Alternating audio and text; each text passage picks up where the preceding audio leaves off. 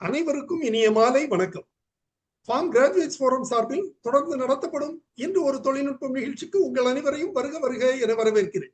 இன்றைய நிகழ்ச்சி நமது குழுவின் மூலம் நடத்தப்படும் 770வது நிகழ்ச்சியாகும். இன்றைய நிகழ்ச்சி தலைப்பு தென்னை சாகுபடியில் ஊடுபயிர்கள் என்பது ஆகும். இந்த நிகழ்ச்சியை நமக்கு வழங்கிட சிறப்பு விருந்தினராக இங்கே வருகை புரிந்துள்ளார் திரு என் மதுபாலன் அவர்கள். திரு மதுபாலன் அவர்கள் தமிழ்நாடு அரசின் வேளாண்மை துறையில் உதவி இயக்குநராக பணிபுரிந்து ஓய்வு பெற்ற முன்னாள் அதிகாரி ஆவர். இவர் தருமபுரி மாவட்டத்தை சார்ந்தவர்.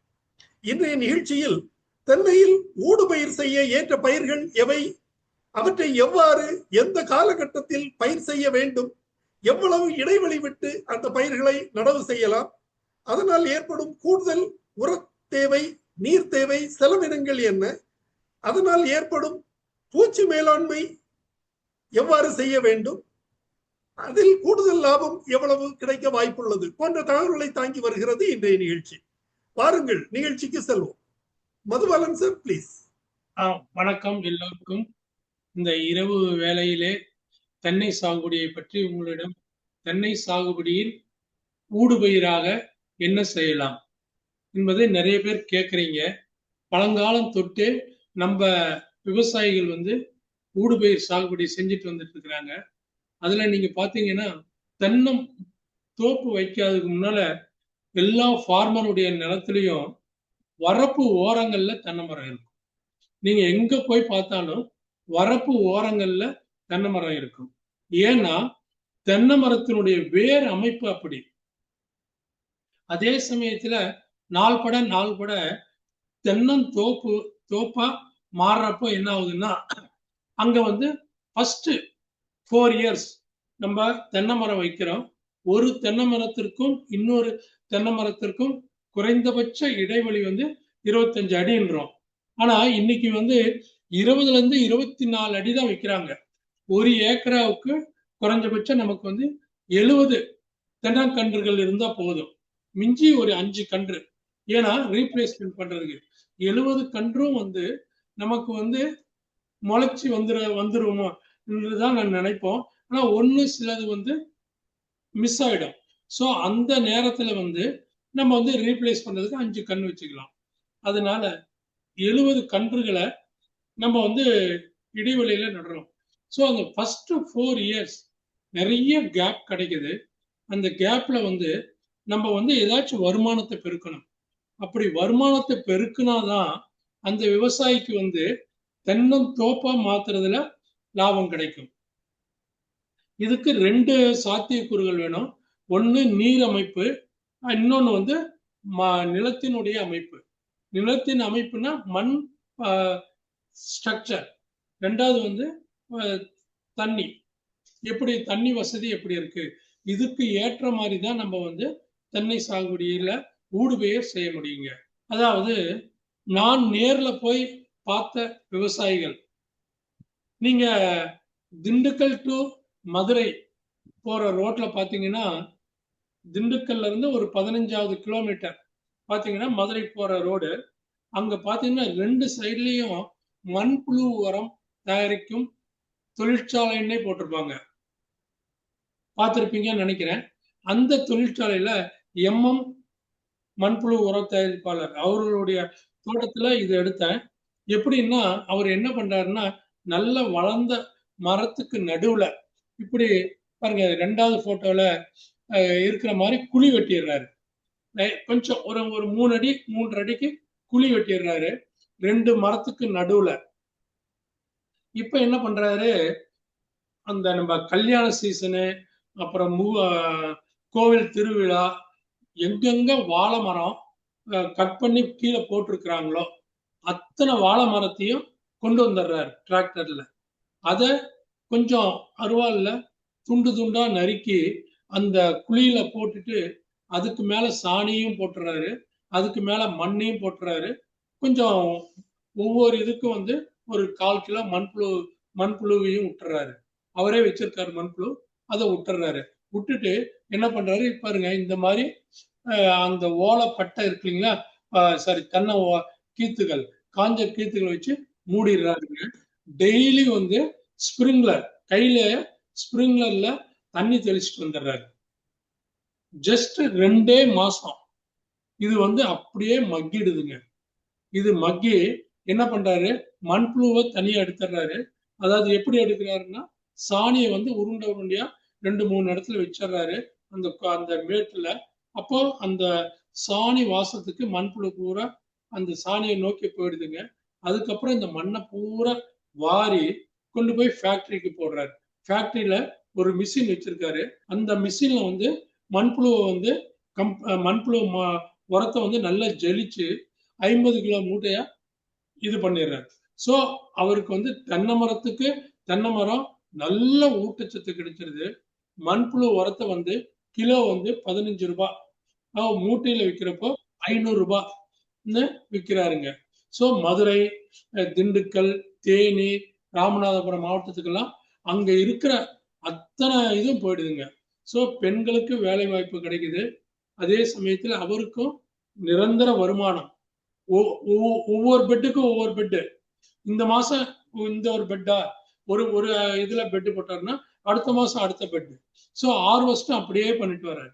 ஸோ இந்த மெத்தட் வந்து நான் நேர்லயே போய் அவரை பேட்டி கண்டு ஹிந்துல எழுதினேன். சரி, அதுக்கு தாண்டி கொஞ்சம் வந்தீங்கன்னா தென்னை மரத்துல வந்து மர முருங்கைய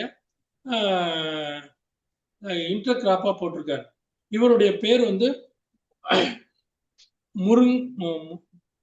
மூக்கையா தேவர். இவரையும் ஹிந்துல எழுதியிருக்கேன். இவர் என்ன பண்றாருன்னா வெறும் மர முருங்கையை மட்டும் வளர்க்கலைங்க. அதோட பாருங்க, ஒரு ஜஸ்ட் ஒரு 8ஆம் கிளாஸ் படிச்ச ஒரு விவசாயி நல்ல புத்தி கூர்மையை யூஸ் பண்ணி அப்படியே ஏர் லேயரிங் பண்றாரு. பாத்தீங்கன்னா தெரியும். படத்தை இன்னும் கொஞ்சம் ஜூம் பண்ணீங்கன்னா கூட தெரியும். மேல வந்து மேல் கிளையில அப்படியே கிளைய கொஞ்சம் கட் பண்ணி பாருங்க. நான் அந்த ஸ்டூலுக்கு மேல ஏறி நின்று அந்த ஏர் லேயரிங் காட்டுறேன் பாருங்க. இங்க இருக்க தெரியுதுங்களா? இந்த ஏர் லேயர். அதுக்கு பக்கத்துல அப்படியே வெள்ளையா இருக்கு பாருங்களா, அது வந்து ஏர் லேயரிங். அந்த ஏர் லேயரிங்க அவரு ஏர் லேயரிங் பத்தி உங்களுக்கு தெரியும். பதியம் போடுறது, காற்றில் பதியம் போடுதான் ஏர் லேயரிங். அவர் வந்து இந்த மாதிரி லேடிஸ் மேல ஏற்றி அவர் வந்து பதியம் போடுறாரு தென்னை மரத்துல. அந்த ஏர் லேயரிங்க ஒரு 2 மாசம் கழிச்சு கட் பண்ணி அவருடைய இது நிழல் கூடத்துக்கு கொண்டு வந்து அதுல வந்து இது என்ன சொல்றது, க்ரோ பேக்ல வந்து சின்ன பிளாக் க்ரோ பேக்ல வச்சு அதை வந்து ஒரு மாசம் வச்சிடுறாரு. ஒரு மாசம் வச்சு அதுக்கு தண்ணி சத்து எல்லாம் கொடுத்து வளர்க்குறாரு. இந்த முருங்கை கண்ணு வந்து 35 ரூபாய்க்கு கொடுக்குறாருங்க. தென்னகத்துக்கு பூரா போகுது. நான் அவருக்கு பப்ளிசிட்டி பண்ண உடனே த்ரூ அவுட் இந்தியா அவருடைய மர முருங்கை வந்து அவ்வளோ டேஸ்ட். நேர்லயே போய் இது பண்ணேன். அதுவும் இவருடைய காய் வந்து குறைஞ்சபட்சம் ஒரு 3/4 மீட்டர் இருக்கும். அவ்வளவு நீளமான காய், அவ்வளவு சோற்று பசை நிறைந்தது. நீங்க அத வீட்டுல சாம்பார் வச்சீங்கன்னா அந்த அந்த வீதிக்கே வாசனை வரும். அவ்வளவு டேஸ்டான காய். அந்த பழங்காலத்து மர முருங்கைய கண்டுபிடிச்சு அதை ஒட்டு கட்டி அதுல வந்து நிறைய எல்லாருக்கும் கொடுக்குறாரு. 35 ருபீஸ்ன்னு. இப்போ கொஞ்சம் ஏற்றிருக்கலாம் விலை. ஏன்னா மக்கள் வந்து நிறைய பேர் வேலைக்கு அளிக்காததுனால அதனால ஒரு 15 பேர் வந்து பெண்களுக்கு வேலை கொடுக்குறாரு. இதையும் சேல்ஸ் பண்றாரு. நல்லா எல்லாத்துக்கும் இயற்கை உரம் தான் போடுறாரு. ஜீவாமிர்தம், பஞ்சகாவியா, அப்புறம் வந்து எல்லா புண்ணாக்கு, இந்த மாதிரி தான் அவரு இது பண்றாருங்க. ஸோ அவருடைய தென்னந்தோப்பும் நல்ல இதா இருக்குது. அதாவது தென்னந்தோப்பை எப்படி வச்சிருக்காருன்னா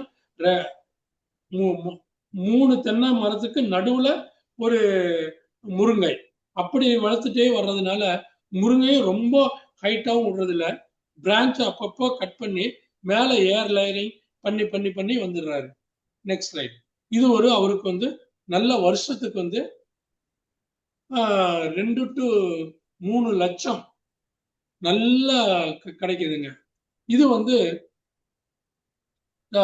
அதாவது உடுமலைப்பேட்டை பக்கத்துல வந்து ஒரு விவசாயி, அவர் வந்து ஒரு டாக்டருங்க.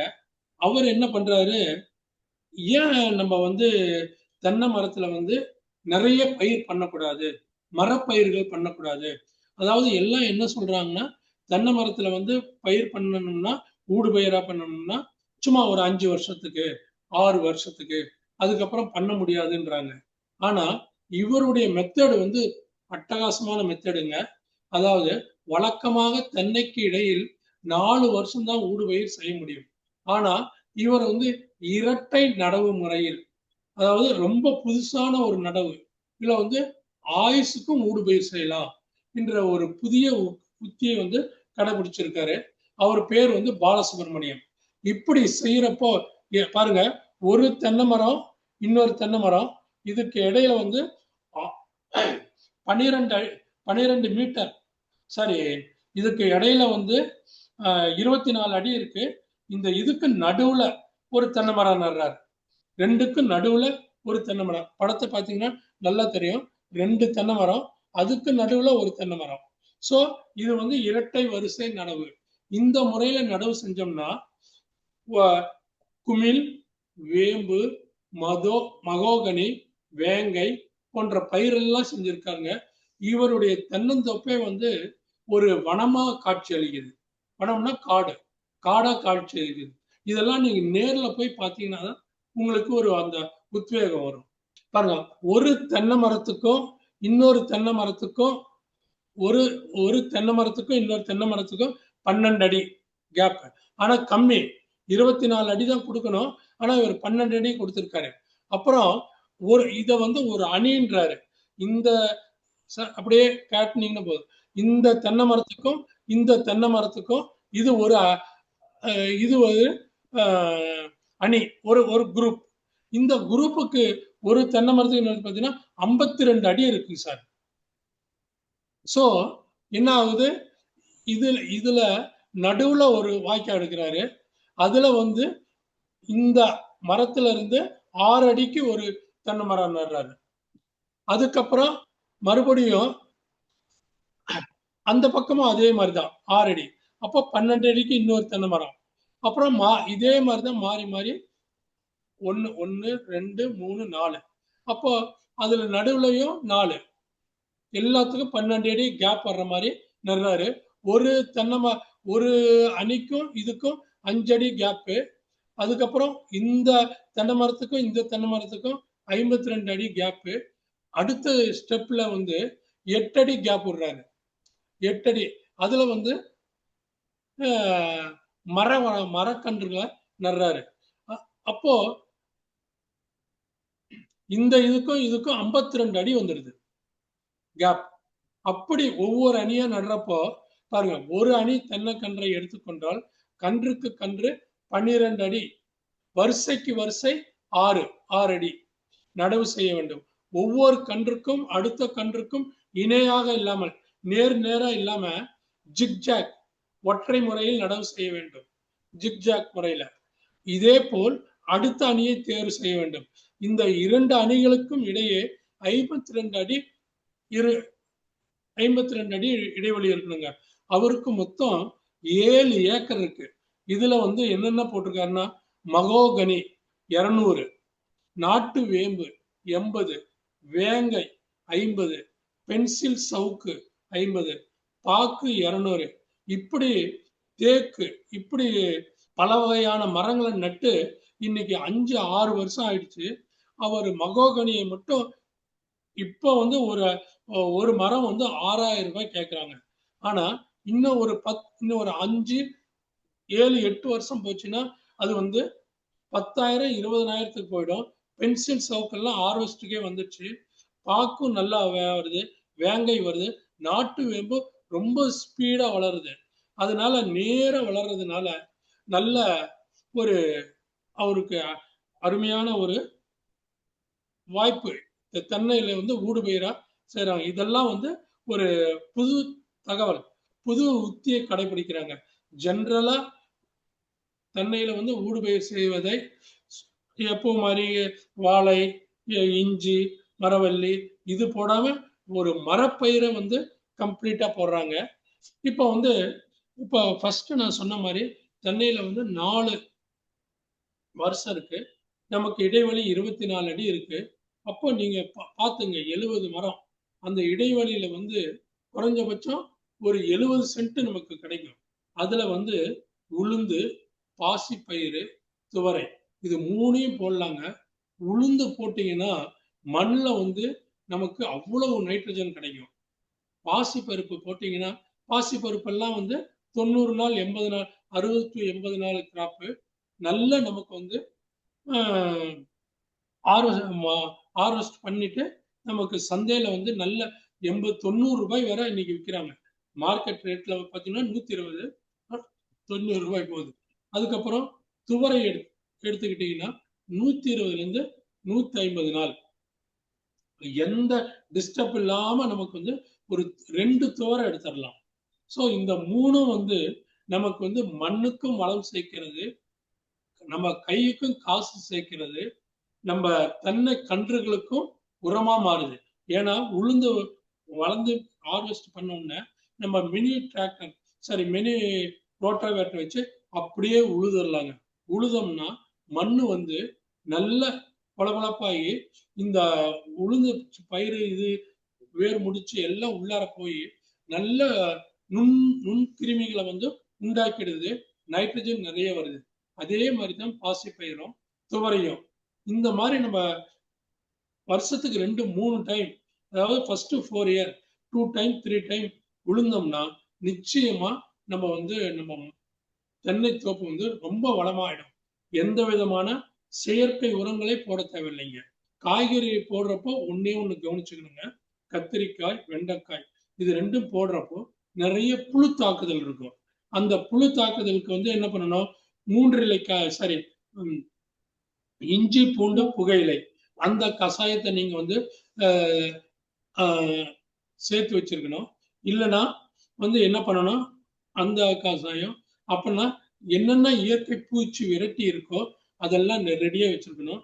அப்புறம் வந்து மஞ்சா அட்டை அதெல்லாம் அங்கங்க இதுல வச்சிருக்கணும். இதெல்லாம் கொஞ்சம் முன்னேற்பாடா நீங்க செஞ்சு வச்சிருந்தீங்கன்னா தான் அப்புறம் வந்து ஃப்ளவரிங்கு அப்புறம் ஃப்ளவரிங் அந்த காய் நல்லா பிடிக்கிறதுக்கு தேமோர் கரைசல், அமிர்த கரைசல் இதெல்லாம் வந்து கண்டிப்பா பஞ்சகாவியா இதெல்லாம் நீங்க வச்சிருந்தீங்கன்னா தான் இந்த வெண்டை, கத்தரி, மிளகாய் போடலாங்க.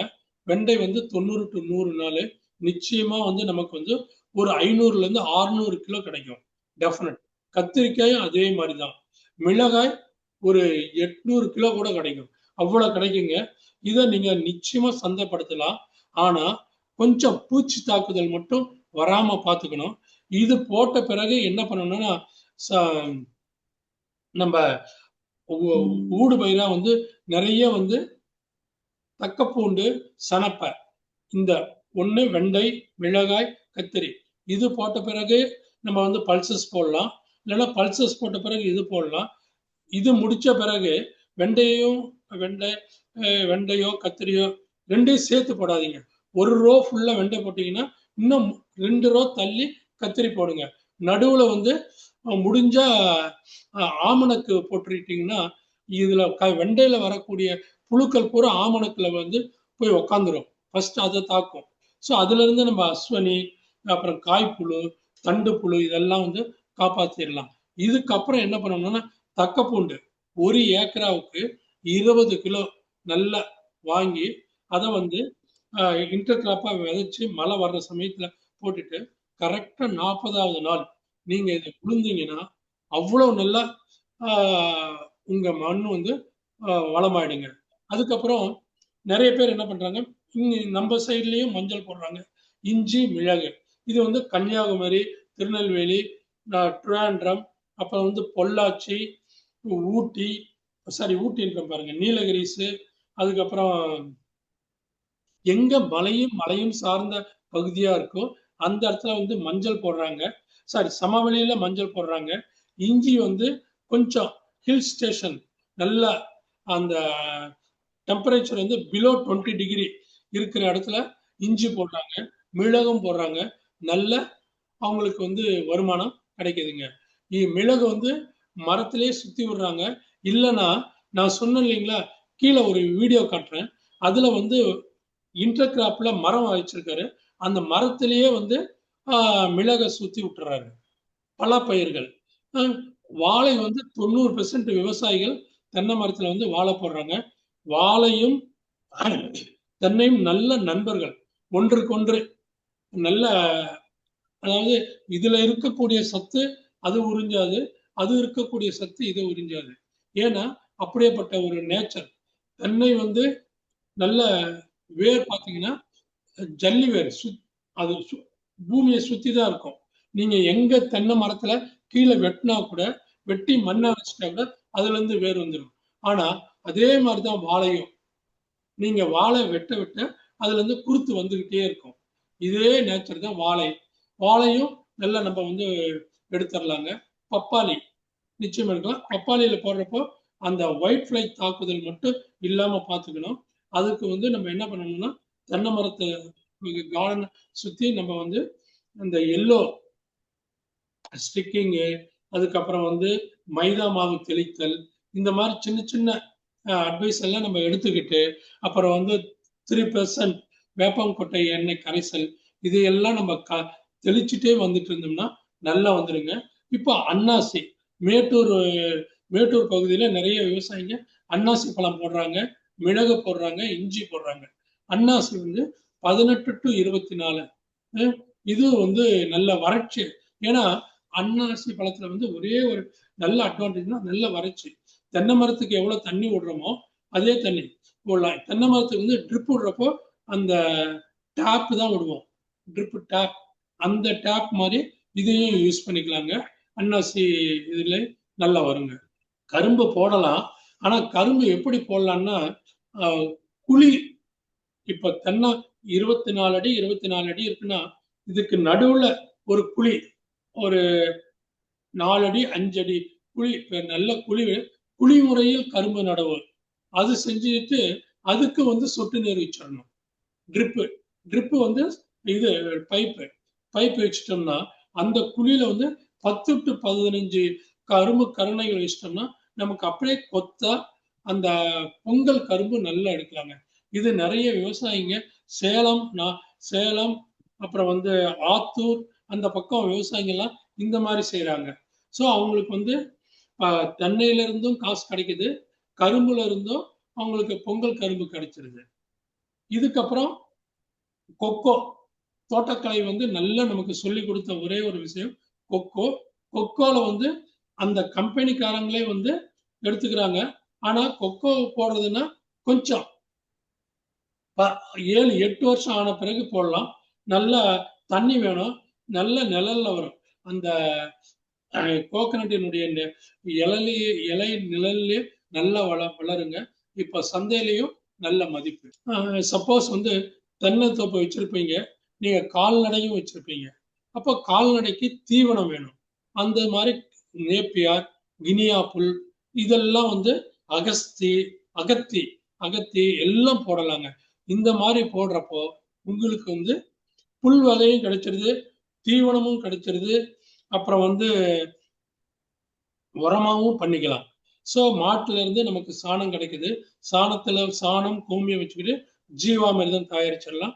அந்த ஜீவாமிர்தத்தை மாசம் ஒரு டைம் கண்டினியூவா விடலாம். அப்புறம் அசோஸ்பைரிலம், பாஸ்போபாக்டீரியா, சூடோமோனாஸ் இதையும் நல்ல செடிகளுக்கு போடணும். அதே சமயத்துல கோகனட் எம்என் மிக்சர் இதையும் கொடுக்கணும்.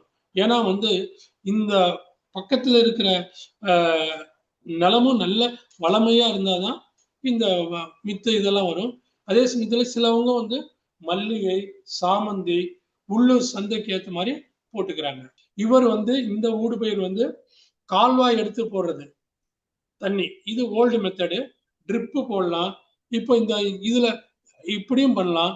தண்ணி நல்லா இருக்கணுங்க. ஃபர்ஸ்ட் ஆஃப் ஆல் தண்ணி நல்லா இருக்கணும். ஊடுபயிர் செய்யறப்போ நிழல் வராம பராமரிக்க தெரியணும். பூச்சி மேலாண்மை இது நல்லா தெரியணுங்க.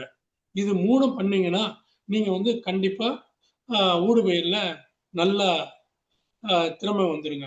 அப்புறம் வந்து மண்ணின் தன்மை, ரொம்ப களிமண்ணா இருந்ததுன்னு வச்சுங்க, அங்க வந்து ஊடுபயிர் செய்யறது ரொம்ப கஷ்டம். ஏன்னா வந்து இந்த தென்னை மரம் வந்து பாத்தீங்கன்னா கீழேயே தான் வேறு. பூமி சும்மா ஜஸ்ட் ஒரு பாத்தீங்கன்னா ஏன் வந்து புயல்ல ரொம்ப அப்படியே சாஞ்சதுன்னா இது கிரிப் இல்லை. இதே மரப்பயிர் இருந்ததுன்னா ஆழமா போகும். அப்ப அது செடி உழாது, இது உளுந்துரும். அதனாலதான் வந்து நமக்கு வந்து நம்ம மண் பரிசோதனை கண்டிப்பா செய்யணுங்க. பிஃபோர் அதாவது ஊடுபயிர் செய்யறப்போ. அப்போ நம்ம ஊடுபயிர் செய்யறப்போ நல்லா திங்க் பண்ணணும். அதாவது நம்ம சந்தை என்ன இருக்கு, நம்ம உள்ளூர்ல என்ன டிமாண்ட் இருக்கு, அப்போ குறுகிய கால ஊடுபயிர் செய்யலாமா, உளுந்து, வெண்டை, மிளகாய் செய்யலாமா, இல்லைன்னா நீண்ட காலமா, நீண்ட காலம்னா ஒரு 1 இயர் 2 இயர் அப்படி வாழை, மஞ்சள், கொக்கோ போடலாமா, மூணாவது வந்து பயிறு, காய்கறி, பல மரங்களை போடலாமா, இப்படி வந்து நீங்க வந்து தீர்மானம் பண்ணிக்கணுங்க. முடிவுரை, அதாவது தென்னையில ஊடுபயிர் செஞ்சோம்னா மண் வளம் பெருகுங்க. அதுலயும் குறிப்பா நான் சொன்ன மாதிரி எல்லா ஊடுபயிரும் செஞ்சுட்டு தக்கப்பூண்டு சனப்ப வருஷம் தவறாம போட்டு மடக்கி உழுந்துட்டு வந்தீங்கன்னா உங்க மண் வந்து ரொம்ப வளமாயிடும். அப்ப உள்ளூர் சூழ்நிலைக்கு ஏற்ப உள்ளூர் சூழ்நிலை, அப்புறம் மண் சந்தைக்கு ஏற்ப நீங்க வந்து பயிரும் தேர்ந்தெடுக்கலாங்க. ஓகே, ஒரு சின்ன வீடியோ இருக்குங்க. இவருடைய தோப்புக்கு நான் போனேன். இந்த பலருக்கு பல பயிர் சாகுபடியில குறிப்பிட்டு சொல்லும்படியா இருக்கிறது இந்த வேளாண் கடுகு. தென்னையில வேளாண் கடுகு சாத்தியம் பெரிய கேள்வி. எப்படி போய் தென்னைக்குள்ள எது வச்சாலும் தென்னையோட வளர்ச்சி பாதிக்கும், காப்பு பாதிக்கும், மரம் சிரித்து போகும், காய் சிரித்து போகும். இதெல்லாம் நான் கேள்விப்பட்டதான். எனக்கும் 100% அதுலதான் நம்பிக்கை. ஆனா ஈசா விவசாய இயக்கம் இந்த இயற்கை விவசாய முறை ஆரம்பிக்கும் போது சொன்னாங்க, இந்த வேளாண் கடுகள் வந்து தென்னைக்கு சப்போர்ட்டா தான் இருக்கணுடைய தென்னை பாதிக்காது அப்படின்னாங்க. அதற்கு காரணம் வந்து அதோட வேர் அமைப்பு வேற, இந்த வேர் அமைப்பு வேற அப்படிங்கிறத வந்து ஆரம்பத்திலே எனக்கு சொன்னாங்க. இருந்தாலும் எனக்கு வந்து அதுல ஒரு அனுபவபூர்வமா எனக்கு அந்த வேளாண் கடுகள் தென்னையை பாதிக்காது, ஆனா கண்டிப்பா தென்னையை சப்போர்ட் பண்ணும் அப்படிங்கிறது வந்து என்னோட அனுபவத்துல நான் தெரிஞ்சுக்கிறதுக்கு ஒரு குறிப்பிட்ட வருடங்கள் தாண்ட வேண்டியதா இருந்தது. இயற்கை விவசாயம் ஆரம்பிச்சு 10 வருடம் ஆனதுக்கு அப்புறம் இப்ப பாத்தீங்கன்னா என்னோட தென்னைக்குள்ள இது ஒரு பிரதான ஊடுபயிரா இருக்குது. இந்த மரப்பயிர் அப்படிங்கிறது பார்த்தா மகாகனி, காயா, ஈட்டி, செஞ்சந்தனம், மலைவேம்பு, இந்த மாதிரி நிறைய பயிர்கள் நம்ம உள்ள கொண்டிருக்கோம். இந்த மரப்பயிர்கள் பொதுவாகவே பார்த்தா இதோட வேர் அமைப்பு அப்படிங்கிறது எல்லாமே டீப் ரூட் ட்ரீயா இருக்குது. இந்த மரப்பயிர் வந்து தென்னையிலிருந்து ஒரு 6 அடி 7 அடி அந்த மாதிரி தண்ணி நாம கொடுத்துருக்கிறோம். இந்த தென்னையோட வேர் அமைப்பு எல்லாமே பக்கவாட்டு வேர்கள் அமைப்பு இருக்கு. ஆனா இந்த மரப்பயிர் கீழே போயிடுது. அதனால வந்து இந்த தென்னையில வந்து இது எந்த வகையிலும் தென்னையை பாதிக்கல. அது மட்டும் இல்லாம இந்த சுற்றுக்கால என்னோட பவுண்டரி ஃபுல்லாவே நிறைய இடங்கள்ல மலைவேம்பு இந்த மாதிரி பயிர்கள் வந்து உள்ள நான் கொண்டு வந்திருக்கேன். இந்த மரப்பயிர் வந்து இந்த 5 வருடத்துக்கு அப்புறம் நான் அதை இயற்கை விவசாயம் ஆரம்பிச்சு 5 வருடத்துக்கு அப்புறம் அந்த மரப்பயிர்கள்ல வந்து மிளகு சாகுபடி உள்ளது. இப்போ வந்து இந்த மிளகு எல்லாமே அதுக்கு ஒரு சப்போர்ட்டிங் ஃப்ரீயா இருக்குது. அதுக்கு ஒரு ஸ்டாண்டாகவும் யூஸ் ஆகுது. இதுல இருந்து மிளகு வந்து நான் ஹார்வெஸ்ட் பண்ணிட்டு இருக்கேன். இந்த மரப்பயிர் அதே மாதிரி சுற்றுக்காலில் பார்த்தா மலைவேம்பு அந்த மாதிரி அது வச்சு 5 வருஷத்துக்கு ஆனது எல்லாமே ஒவ்வொரு மரமா நாங்கள் வெட்டி சேல் பண்ற மாதிரி பண்ணிட்டு இருக்கோம். அந்த மலைவேம்பு கொஞ்சம் க்ரோத் வந்து ரொம்ப குயிக்கா க்ரோத் கிடைக்குது. அதனால என்ன ஆகுதுன்னா அது ஒரு இன்கம் வந்து நமக்கு ஒரு 5வது வருடத்துல இருந்து கிடைக்குது. 5ல இருந்து 7வது வருடத்துல மலைவேம்பு வெட்டி வச்சுட்டு அந்த வெட்டின இடத்துல இருந்து மருதாம்பா 2 மருதாம்பு வருது. அந்த மருதாம்பம் வந்து மறுபடியும் இன்னொரு 5 வருஷத்துல பயன் கிடைக்கிற மாதிரி அதோட வளர்ச்சி இருந்துச்சு. இந்த மகாகனி, ஈட்டி இதெல்லாமே பார்த்தா ஆரம்பத்துல வந்து ரொம்ப குரோத் ரொம்ப கம்மியா இருந்த மாதிரி இருக்கு. அந்த குறிப்பிட்ட காலத்துக்கு அப்புறம் அதோட குரோத் வந்து அதிகமாயிட்டே இருக்குது. கிட்டத்தட்ட நான் வந்து ஒரு 9,000 மரம் வந்து என்னோட தோட்டத்துக்குள்ள 9,000 மரங்கள் வச்சிருக்கேன். இந்த மரங்களோட இன்னத்த மதிப்பே வந்து ஒரு மரம் வந்து குறைஞ்சது ஒரு 3,000 ரூபாய் அப்படின்னு போட்டீங்கனாலே ஒரு 9,000 மரத்துக்கு என்ன வேல்யூ வருதுன்னு பாருங்க. ஆனா வந்து இன்னொரு 15 வருஷம் 10ல இருந்து 15 வருஷம் கழிச்சு இந்த மரம் எல்லாமே வந்து ஒரு நல்ல வேல்யூக்கு போகும். இன்னைக்கு இருக்கிற ரேட்டுக்கே வந்து ஒரு 20,000 ரூபாய் ஒரு மரத்துக்கு கிடைக்கிற அளவுக்கு அதுல இன்கம் தெரியுது. ஒரு விவசாயியா பார்க்கும்போது நான் இந்த 10 வருஷத்துல அந்த மரப்பயிருக்கு நான் எதுவுமே பண்ணல. ஆரம்பத்துல அந்த ஒரு வருஷத்துக்கு அந்த ஒரு பாயிண்ட் அங்க ஒரு மைக்ரோ ட்ரிப் ஒன்று கொடுத்துருக்கோம். அந்த ட்ரிப் வந்து 8 LPH. அந்த பாயிண்ட் மட்டும் இந்த ஒரு வருஷம் அந்த மரத்துக்கு சப்போர்ட் ஆகுது. அதுக்கப்புறம் பாத்தீங்கன்னா அந்த தண்ணி வந்து அதுக்கு வந்து தேவையில்லாமலே போயிடுது. ஏன்னு பார்த்தா அந்த வேர் அமைப்பு அந்த மாதிரி இருக்கு. அந்த வேர் அமைப்பு வந்து ரொம்ப சீக்கிரம் கீழே போயிடுதுங்களா, அதனால வந்து இந்த தண்ணி வந்து எடுத்துக்கிறது இல்லை. அந்த தண்ணி எடுத்துக்காதனால அந்த பாயிண்ட் வந்து அதே பாயிண்ட்ல நான் இப்ப பெப்பர் வச்சிருக்கிறேன். ஆரம்பத்துல இருந்தே பாத்தீங்கன்னா இந்த மரப்பயிருக்கு பெரிய செலவெல்லாம் ஒண்ணும் இல்லை, தண்ணீர் தேவையும் அதிகம் இல்லை. இந்த மாதிரி மரங்கள் இருந்தாலும் ஒரு பயன் கிடைக்குது, அது வெட்டினாலும் ஒரு நல்ல பயன் கிடைக்குது, வருவாய் வந்து இருக்கும்போதும் கிடைக்குது, இது வெட்டினாலும் கிடைக்குதுங்கிறது எங்களோட இயற்கை விவசாய முறையின் மூலமா நிறுவனம் ஆயிருக்குது. நன்றி. நன்றி திரு மதுபாலன் சார், உங்களுடைய தகவல்களுக்கு மிக்க நன்றி. இதுவரை தென்னை சாகுபடியில் ஊடுபயிர்கள் தொடர்பான தகவல்கள் வழங்கி கேட்டோம். வழங்கியவர் திரு என் மதுபாலன், முன்னாள் வேளாண்மை உதவி இயக்குனர், தர்மபுரி மாவட்டம். சார் நிறைய பயிர்களை சொன்னாங்க. கூடுதலாக அந்த மிளகு, செடி மிளகு தென்னை உயில் ஊடுபயிராக வளர்ப்பதற்கு ஒரு வாய்ப்பு உள்ள ஒரு பயிராக இருக்கிறது. கொடி மிளகு அல்ல, செடி மிளகு. இது வந்து ஆமா செடி மிளகு, நல்ல மிளகுல செடி மிளகு. இது வந்து மரத்துல படத்துறது இல்லை, பயிர்களுக்கு மரங்களுக்கு ஊடால ஊடு பயிராக நடவு செய்வது. இது ஒரு செடிக்கு நாம வந்து ஒரு 6 அடி இடைவெளி 5 அடி இடைவெளியில கூட நம்ம நடுறதுக்கு வாய்ப்பு இருக்குது. ஒரு செடியில குறைந்தபட்சம் 3 முதல் 4 கிலோ வரை மிளகு மகசூல் கிடைக்கிறதுக்கு வாய்ப்பு உள்ளது. இது வந்து தென்னைக்கு ஏற்ற ஊடு பயிராக கருதப்படுகிறது. அதனால அதை கூட நாம பயன்படுத்திக்கலாம் என்ற தகவலை தெரிவித்துக் கொள்கிறேன். தினகர் பாபு, ராணிப்பேட் மாவட்டம் சார். தினகர் பாபு, உங்களுடைய கருத்துக்களை தெரிவிக்கலாம். நிகழ்ச்சி நல்லா இருந்தது சார். ஸோ என்னுடைய அனுபவத்தை தென்னை மரத்துல ஊடு பயிரா மிளகே நல்லா இருக்கு சார். அப்புறமா அந்த வெத்தலை வள்ளி கிழங்குன்னு ஒன்று கிழங்கு பயிர், அது ரொம்ப அருமையா வருது சார். என்ன கிழங்கு சார்? வெத்தலை வள்ளி கிழங்கு. வெத்தலை வள்ளி கிழங்கு எதுக்கு யூஸ் பண்றாங்க? சாப்பிட யூஸ் ஆகுங்க சார். சார் பஸ் அது பொங்கலுக்கு எல்லாம் வைக்கிறாங்கல்ல, ஒரு அப்பதான் வரும். ரொம்ப அருமையா வருது சார். நன்றி, வணக்கம். நன்றி தினகர் பாபு, நிகழ்ச்சியில் பங்கு பெற்றமைக்கு நன்றி. Natarajan sir please. சார் வணக்கம் sir. Natarajan, assistant engineer, agriculture engineering டிபார்ட்மெண்ட்ல இருந்து ரிட்டையர் ஆயிட்டேன் சார். சரி சார். என்னுடைய கிளாஸ்மேட் வெள்ளூர் கிட்ட வந்து 30 அடி ஸ்பேசிங்ல நாட்டு தென்னை மரம் நட்டாரு சார். அது நட்டுட்டு ஃபாடர் வந்து ஆட்டுக்காக ஃபாடர் அந்த 10 ஏக்கர்லயும் கல்டிவேட் பண்ணி ஆடு வளர்ப்பும் செஞ்சாரு சார். இந்த ஃபாடர் நல்லா வந்ததுன்னாங்க.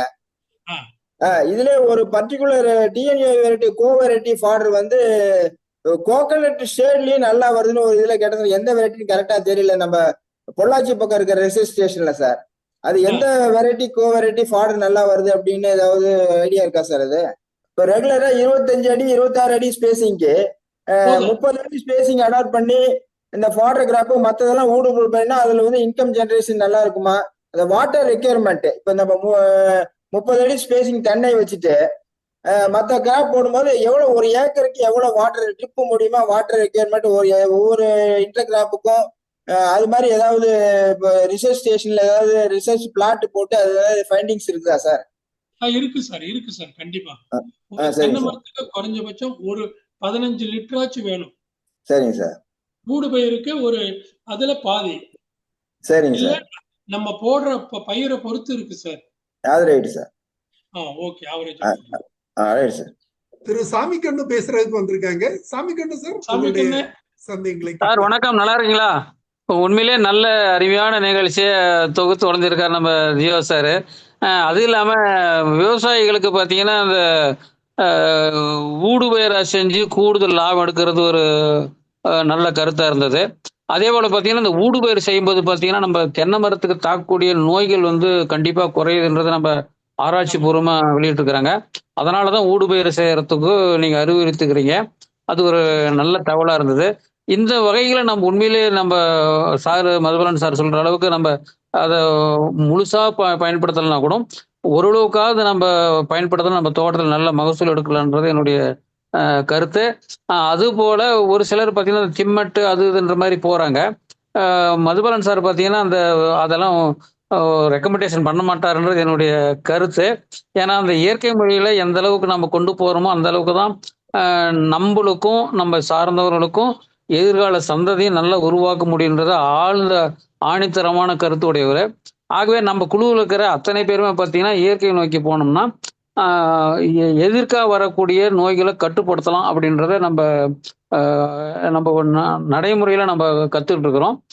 ஆகவே பார்த்தீங்கன்னா இந்த நிகழ்ச்சியை தொகுத்து வழங்கிய நம்ம ஜியோ சாருக்கும் மதுபாலன் சார்களுக்கும் இன்னும் அத்தனை பேருக்கும் என்னுடைய பணிவான வணக்கத்தையும் நன்றியும் தெரிவித்துக்கிறேன். இந்த மாதிரி நிகழ்ச்சியை நீங்கள் வந்து அடிக்கடி நடத்தணும். இதன் மூலியமா நிறைய விவசாயிகள் பயனடைவார்கள். நானும் பயனடைஞ்ச விவசாயி அப்படின்றதுனால குறிப்பாக பார்த்தீங்கன்னா சார் பார்த்தீங்கன்னா அடிக்கடி நம்ம வானொலியில் காலையில் 6:40 பேசிகிட்டே இருப்பார். அந்த வகையில் என்னுடைய மண் வளத்தை வந்து அவர் சொன்ன அளவுக்கு முழுசாக பயன்படுத்துறதுனாலையும் கொஞ்சமாக பயன்படுத்தினேன். கரிம சத்து நான் ஆரம்பத்தில் இருக்கும்போது 0.6 இருந்தது. இன்னைக்கு பார்த்தீங்கன்னா டெஸ்ட் பண்ணும்போது 1.76 இருக்குது. அதுக்கு காரணம் மதுபாலன் சார் தான். அவருக்கு ஒரு நன்றியை நான் தெரிவித்துக் கொள்கிறேன். நன்றி நன்றி நன்றி திரு சாமிக்கண்ணு சார், நிகழ்ச்சியில் பங்கு பெற்றமைக்கு மிக்க சார். சாமிக்கண் வந்து ஒரு முன்னோடி விவசாயி சார். முருகையில மிக அருமையான விவசாயி, பல்வேறு தேசிய விருதுகள் வாங்கியவருங்க. ரொம்ப நல்ல டைப்பு. போஸ்ட் மாஸ்டர், அது வேற, அந்த ஊர்ல போஸ்ட் மாஸ்டர். இவ்வளவு ஒர்க் பண்றாரு. அவருடைய தோட்டத்துக்கு போனீங்கன்னா எல்லாரும் போய் பாருங்க, எப்படி முருங்கை விவசாயம் செய்யறாரு, முருங்கைக்காய் எப்படி ஏற்றுமதி செய்யறாரு, முருங்கை இலையை எப்படி இது பண்றாருன்றது அவற்றின் தான் கத்துக்கிட்டோம்.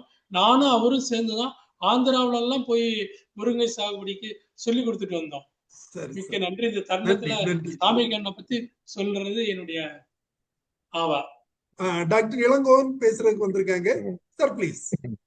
சார், தென்னை மரத்தை வந்து சரண காட்டுல போடக்கூடாது சார். செம்மண் காட்டுல வந்து சார் முக்கியமான பிரச்சனை என்ன கேட்டா, அந்த ஹீட் அதிகமாயிருங்க. இந்த குளங்கள் மண்ணில் வந்து அதிகமான வெப்பம் இருக்கும் சார். வெப்பத்துக்கு அடுத்து வரும்போது மரங்களுடைய வளர்ச்சி கம்மியா இருக்கும். அதுல வந்து இந்த மாவு பூச்சி இந்த மாதிரி சார்பு பூச்சி அதிகம் பெருக்கம் இருக்கும். அது இன்னும் முக்கியமான பாயிண்ட் வந்து மண் ஆழ குறைவான இடத்துல வந்து நிறைய மரங்களை வளர்க்க ஆசைப்படக்கூடாது. சர்பேஸா வரக்கூடிய புறப்பு நல்லது. அதுல ஹைட், அதாவது வேறு அதிகம் இல்லாம உள்ள மரங்கள்ல எலுமிச்சை நல்ல சாய்ஸ் தான். இந்த நீண்டகால மரங்கள் வனப்பயிர்கள்லாம் கொஞ்சம் முடிஞ்சாலும் தோப்புல போட விதியோ இந்த மாதிரியான ஒரு தண்ணீர் பட்டத்தில் போட்டீங்கன்னா தவிர்ப்பது நல்லது சார். ஏன்னா இருக்கிற நேரம் அதை குடிச்சு போயிருங்க, கடைசி தலைமுறை வந்து அம்பொன்னாகி போயிடும். ஏற்கனவே வந்து வேர்ஜாதி மரங்களான அதை ஹைபிரிட் சொல்ல முடியாது, அதெல்லாம் போடவே கூடாது. இந்த மாதிரி மாணவர் கூடி காடுகள் இருக்குது, உங்க தோட்டம் மாணவர்கள் சொல்ல முடியும். ஏன்னா அந்த வெப்பம் அதிகமா இருக்கிறதுல நான் மாணவர்கள் கணக்கு வச்சுக்கேன். மழை கிடைக்கும், ஆனா புண்ணியம் இல்லைங்க சார். அடிச்சிட இடத்துல காஞ்சி போய் இல்லை சார், அது மழையாது. நம்ம கிடைக்கிற முறைகள்லாம் தவறு. உடனே மழை கொஞ்சம் மாற்றாக்கி இருக்குது. ஸோ தோப்புகளுக்கு தேவை குளிர்ச்சியான சூழ்நிலைங்க. அதனால நீங்க சொன்ன மாதிரி நிறைய கழிவுக்கு காண போயிடுவோம். அதுக்கு என்ன ஒரே வழின்னா, இன்னைக்கு நிறைய குட்டி குட்டியா களை எடுக்கிற கருவி வந்துச்சுங்க சார். ஒரு தடவை சிறுசியான ஆளுங்களை வச்சு கடன் வாங்கியாவது லாரி பிடிச்சாச்சு ஆளுங்களை இறக்கி விட்டு எல்லா களையும் எடுத்துட்டு உடனே தக்க போட்டு வாங்கி வச்சுக்கிட்டு ஒரு பயிர் மலைக்கு ஓட்டிட்டு அடுத்தது உடனே வச்சுட்டீங்கன்னா இந்த கலைக்கு வேலை கிடையாது. நீர் இருக்குங்கிறது நல்லதுதான். ஆனா நீரை மட்டும் கும்பிடு கட்டி விட்டு காணாம போயிடுவாங்க சில கணக்கு பிள்ளைங்களாம். சில மேய்ப்பர்கள் அவங்களாம் வாட்டர் கண்டென்ட் சார், வாட்டர் அதிகமாகி போயிடுறாங்க சார். அதான் கலைக்கு முக்கியமான காரணம். அந்த தீவன பேர் சார் சொன்னாங்க, நாளுங்கிற ரகம் தான் சார். அது கீழே பணம் கட்டினா போதும், ஒரு 5 அடிக்குள்ள குச்சி கொடுப்பாங்க. அதனால தனியாக நிறைய நர்சரிக்காரங்களை விட கட் பண்ணி 1 ரூபாய் வித்துட்டு இருக்காங்க. அதை நம்ம உங்களால பணம் கட்டி நான் அடுத்த நாள் போய் வாங்கிட்டு வந்துடலாம். அவங்கள்ட்ட நம்ம வந்து ஒரு சிலச்சு சொல்லுவாங்க பேர் வேர்க்கரணைகள். அதே மாதிரி நிறைய ஊர்கள் வந்து நர்சரி இருக்குங்க சார். அரசாங்கத்தில் இருக்க மாதிரி காங்கிரஸ் துறையில நர்சரி இருக்கு சார். நான் அவங்கள்ட்ட இது மாதிரி தீவன பண்ணைகளே இருக்குதுங்க. நம்ம அந்த ஒருத்தரோட கூட கிடைக்கும். அங்கே போனாக்கா இங்க வந்து காய்ச்சல் ஒன்று இருக்குது. ஸோ கொஞ்சம் லோக்கலோட தோட்டக்கலை இருக்க மாதிரி காலேஜ் அணுகுங்க. இன்னொரு தனித்தலைவருடைய தோட்டத்துக்கு அந்த பார்க்கறதுக்கு தோட்டக்கலை எட்டாலும் கிடையாது சார். நீரச தோட்டத்தை பண்ண கூட லேபர்ஸ் இருப்பாங்க, அவங்க ஃப்ரெண்ட்ஷிப்ல அவங்க வந்து ஹெல்ப் பண்ணுவாங்க.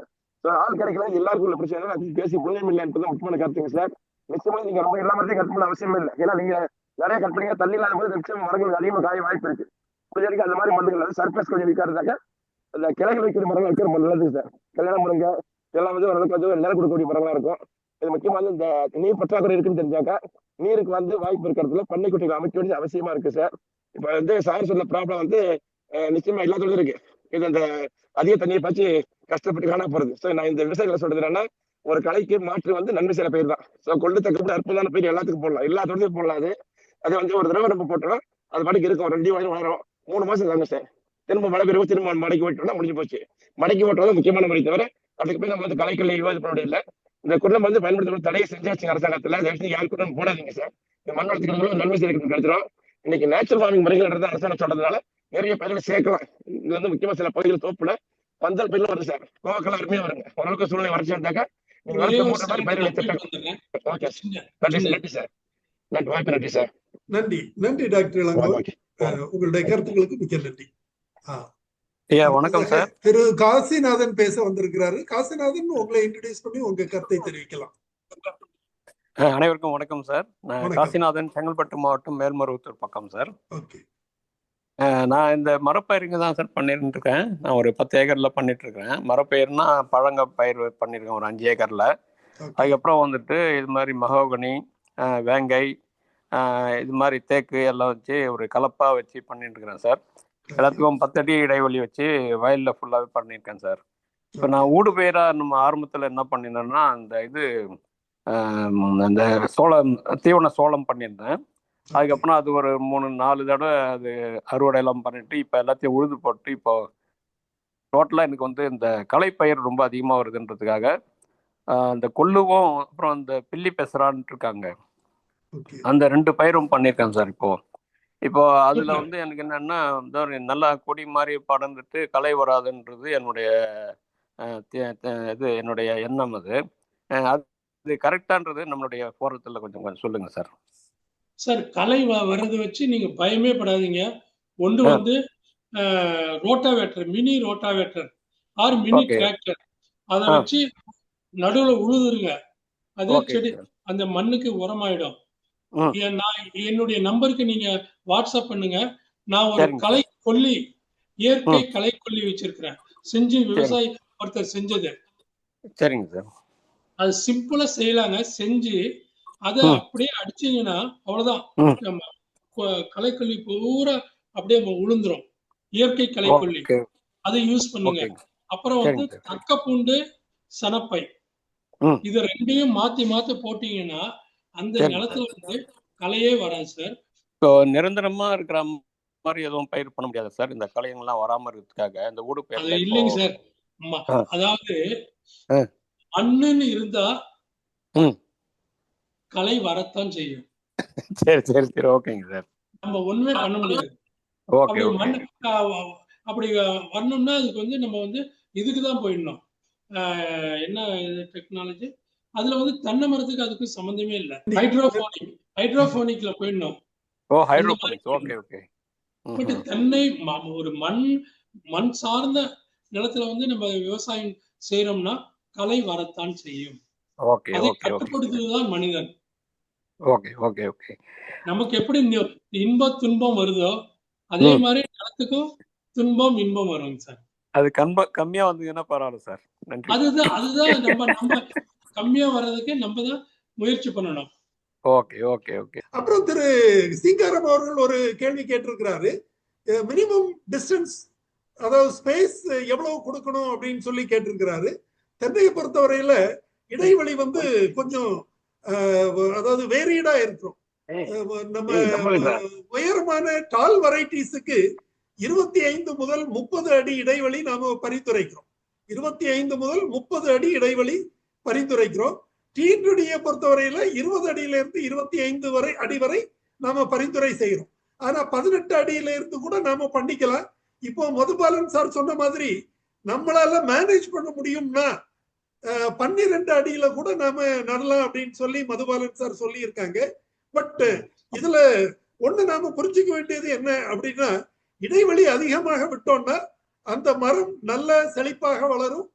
பொதுவாக 2 மரத்துக்கு எவ்வளவு இடைவெளி இருக்கணும்னா, ஒரு மரத்தோட ஓலை இன்னொரு மரத்துல விழக்கூடாது அப்படின்னு பார்க்கும்போது 25 அடி குறைந்தபட்சம் தேவைப்படுது. ஆனால் அப்படி நாம நட்டோம்னா மேக்சிமம் ஈல்டு, ஒரு மரத்துல எவ்வளவு மகசூல் கிடைக்குமோ அது அதிகபட்சமா அதுல கிடைக்கும். ஆனால் நாம வந்து அப்படி நடும்போது ஒரு ஏக்கருக்கு 70 மரங்கள் தான் நட முடியும். பட் இடைவெளியை குறைத்து நாம நடும்போது கூடுதல் மரங்கள் நட வாய்ப்பு இருக்குது. அந்த சமயத்துல ஒரு மரத்தோட ஈல்டு குறைவாக இருந்தாலும் கூட மொத்தத்துல ஒரு ஏக்கரோட ஈல்டுன்னு பார்க்கும்போது தென்னை ஈல்டு வந்து அதிகப்படியா வர்றதுக்கு வாய்ப்பு இருக்குது. அதனால இது நமது நிலத்துக்கு தக்க, தேவைக்கு தக்க மேனேஜ் பண்ணிக்கிறது அந்தந்த விவசாயியை பொறுத்தவரை. இல்லாம நம்ம வந்து பரிந்துரை அப்படின்னு பார்த்தோம்னா 25 முதல் 30 அடி இடைவெளி கொடுக்க வேண்டும் என்பதுதான் பரிந்துரை. சார் அந்த கலையை பத்தி சொன்னாங்க சார் கலை பத்தி சொன்னாங்க சார். கலைகள் வருவதுக்கு எப்படின்னு கேட்டீங்கன்னா, மக்க வைக்காம போடக்கூடிய அந்த தொழுவுறது தான் நிறைய கலைகள் வருதுங்க சார். முக்கால்வாசி மாட்டு சாணம் தான் அதுக்கு சோர்ஸா இருக்குது. அப்ப மண்புழு உரத்தை நடந்து போட்டோம்னா களை வர்றதுக்கு கொஞ்சம் வாய்ப்பு குறைக்கலாம். அப்புறம் நீர் மூலமாகவும் காற்று மூலமாகவும் சில பறவைகள் மிருகங்கள் மூலம் வரதுனால கலையுடையது வந்து பரவாயில்லைக்கு வாய்ப்பு இருக்குது. இருந்தாலும் சார் சொன்ன மாதிரி 0% வேண்டாம் நமக்கு அக்ரிகல்ச்சர்ல. கலையை மேலாண்மை பண்ணுவோம், கலையை ஒழிக்கணும் அவசியமே கிடையாது. இன்னும் வந்து பயிருக்கு போட்டியா வந்தா நமக்கு இழப்பு ஏற்படுது. 1-2 கூட இருந்தாலும் ஒன்றும் கஷ்டம் இல்லை. அந்த கால்நடைகள் வளர்க்கும் போது அதை பயன்படுத்திக்கலாம். நிறைய இடங்களில் மேய்ச்சலங்களே இல்லாம இருக்கிறனால அது ஒரு சில நேரத்தில் அதை கொண்டு போறாங்க. அது மாதிரி சில இடங்களை கூட நம்ம லேபர்ஸ் பயன்படுத்தி நம்ம கலைகளை அகற்றியோ பயன்படுத்தலாம். இந்த பார்த்திய மாதிரி கலைகளை அந்த விதை வைக்கிறதுக்கு முன்னாடியே மடக்கி விட்டா அற்புதமா உரமா போயிருங்க. இது வந்து ஒரு நிர்வாக முறைகளுக்கு நிறைய கருவி வளர்ச்சி இந்த மாதிரி இல்லை. இப்ப நிறைய கருவினாலும் கருவி பயன்படுத்தலாம். இப்ப ஃபாடர் கிராப் தான் பெஸ்ட் கவரேஜ் என்ன வரைக்கும். பெஸ்ட் கிராப் நல்லது அந்த போறவர்களை இயற்கையா விஷயத்துக்கு உள்ளது. தீவன பயிர்கள் போட முடிஞ்சா போடலாம், பயிராகி பிற போடலாம். அதோட முக்கியமா இந்த எவ்வளவு காலம் மாறி போய் நீங்க வந்து ஒரு ஷீட் வைக்கிறாங்க சார், கிரீன் ஷீட் வைக்கிறாங்க நிறைய நர்சரியில. நீங்க அதை விட வாங்கி போட்டோம்னா அது நிலத்தோட பாதுகாப்பு தற்காலிகம் பாதுகாப்பு பண்ணிக்கும். நிறைய இடங்கள்ல இந்த மாதிரி ஒரு தண்ணி வசதி கம்மியா உள்ள இடங்கள் அந்த மாதிரி போட்டுக்கிறாங்க. அது கலைய வரது வாய்ப்பு இல்லாம முக்கியமான தண்ணி தேங்கினா கலையுடைய வாய்ப்பு அதிகமா இருக்கு. எக்ஸஸ் இரிகேஷன் தான் முக்கியமான காரணம். மேன்மேட் ஏர் இருக்குது முக்கியமான சார். அதனால நீர்ப்பாசன கருவிகள் கண்டிப்பா ட்ரிப் போடணும். பற்றாக்குறை இருந்தாலும் இல்லாட்டி நீர்ப்பாசன அவசியம் இல்லை. ட்ரிப் இரிகேஷன் கண்டிப்பா பயன்படுத்தணும், நல்லதுங்க. ஒரு 5 வருஷம் ஆன பிறகு பெரிய மரத்துக்கு தேவை இருக்கா தண்ணீர். அதனால நம்ம வந்து அதுக்கு அதிகமா தேவை கூட இந்த நிழல் இருக்கான்னு பார்க்கணும், வெயில் இருக்கான்னு பார்க்கணுங்க. வெயில் அடிச்சா கலை கொண்டு தோறது இல்லை. அப்ப அது வராம பார்த்து சில முயற்சிகள் பண்ணா நல்லா இருக்கும்னு நினைக்கிறேன் சார். வாய்ப்பு நன்றி சார். நன்றி சார், நன்றி. நிகழ்ச்சியில் பங்கு பெற்றமைக்கு நன்றி. இன்றைய நிகழ்ச்சி ஒரு சிறப்பான நிகழ்ச்சியாக அமைந்திருந்தது. ஒரு நல்ல இன்டராக்ஷன், கலந்துரையாடல் நடைபெறுவதற்கு ஒரு வாய்ப்பாக அமைந்திருந்தது. தென்னை சாகுபடியில் ஊடுபயிர்கள் தொடர்பான தகவல்கள் அருமையாக நமக்கு வழங்கிய திரு மதுபாலன் சார் அவர்களுக்கு எனது நெஞ்சார்த்த நன்றியினை தெரிவித்துக் கொள்கிறேன். திரு மதுபாலன் அவர்கள் வந்து ஒரு ஆர்கானிக் கன்சல்டன்ட். அவர் வந்து இயற்கை விளை விவசாயம் மற்றும் அங்க விவசாயம் தொடர்பான மாடி தோட்டம் விவசாயம் தொடர்பான தகவல்களையும் வழங்குவதில் தேர்ச்சி பெற்றவர். அவர்களுக்கு எனது நெஞ்சார்ந்த நன்றியினை தெரிவித்துக் கொள்கிறேன். மேலும் இந்த நிகழ்ச்சியில் பங்கு பெற்று பல்வேறு கருத்துக்களையும் தகவல்களையும் கேட்டு அனைத்து பங்கேற்பாளர்களுக்கும் அனைத்து தகவல்களும் சென்று சேர உதவிய அனைத்து பங்கேற்பாளர்களுக்கும் எனது நன்றியினை தெரிவித்துக் கொள்கிறேன். இன்றைய நிகழ்ச்சியத்துடன் நிறைவு பெறுகிறது. இன்னொரு நிகழ்ச்சியில் வியாழக்கிழமை சந்திக்கலாம். நன்றி, வணக்கம்.